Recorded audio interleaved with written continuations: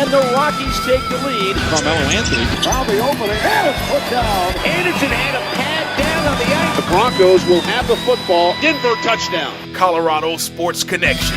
Hello, everybody, and welcome to Colorado Sports Connection. We're coming to you from Big Bill's New York Pizza in Centennial. I'm your host, Daryl Navarro, for Colorado Sports Connection. My guest today, well, I guarantee you, when you open the sports section from the Denver Post, you will say, Kiszla, what are you talking about? My guest today, Mark Kiszla, sports writer for the Denver Post. And Mark, one of the questions I like to start off with is, how did it all start for you right here in Colorado? Well, you have to go before Colorado. I grew up, my first 10 years of my life was lived in South Bend, Indiana, in the 60s when Notre Dame was Notre Dame football, and it was good. And I had a big extended family, a bunch of Polish people, and we'd gather around the radio or the TV every Saturday and argue Notre Dame sports. And so it came to me naturally. I took a class in high school taught by a young, attractive English teacher.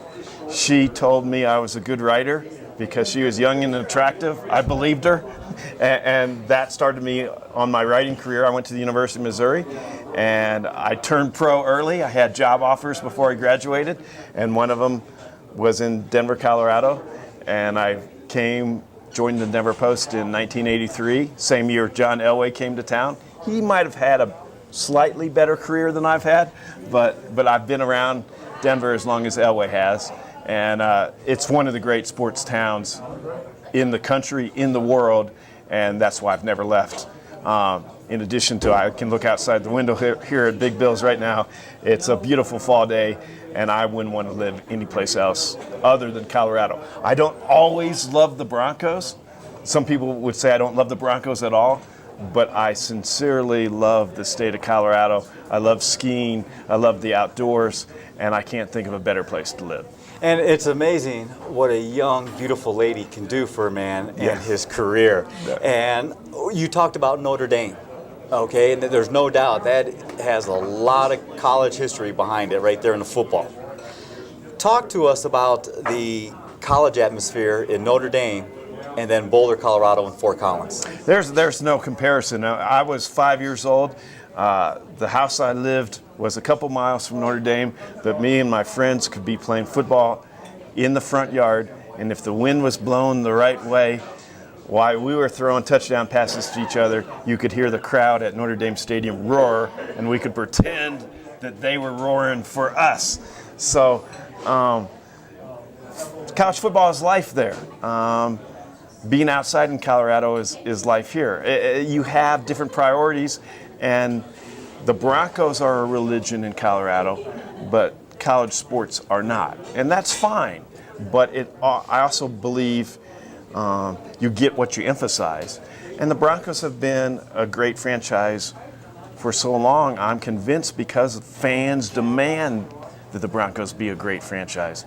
Fans generally don't demand that University of Colorado has a great football team. So to me, the minor miracle is Colorado football has won a national championship, controversial though it might be, and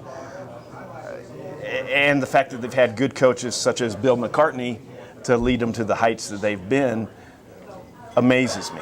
You talk about the national title, and it has its controversies. Now, I despise Nebraska football, just despise it. But well, thanks for your honesty. And when Tom Osborne did not vote for CU football and he went to Georgia Tech, what were your thoughts on that? I think to each his own. You asked how I got started in Colorado. Well, I have been working in Colorado for 7 years. The first general column I ever wrote for the Denver Post about sports was that Colorado-Missouri game, the fifth down game. And I wrote at the time, if you're truly a man of the Lord, if you're truly a man who believes in fairness, you would forfeit the game because you didn't win it fair and square. Now, Bill McCartney didn't agree with me at all then. He doesn't agree with me at all 20 years later.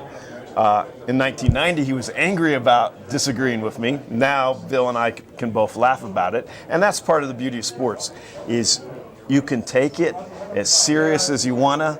You can make it just a small diversion, or you can make it bigger than anything in your life. And that's part of the reason why the argument of sports, or the debate of sports, or the discussion of sports is so much fun, is because people take it so darn seriously. And the argument's fun to me, but I don't take the argument very seriously. Well, when we come back, we're going to take a quick break, and we're going to talk about your writing style on some of your articles here recently as well. Okay. We'll be right back talking with Mark Kiszla on Colorado Sports Connection.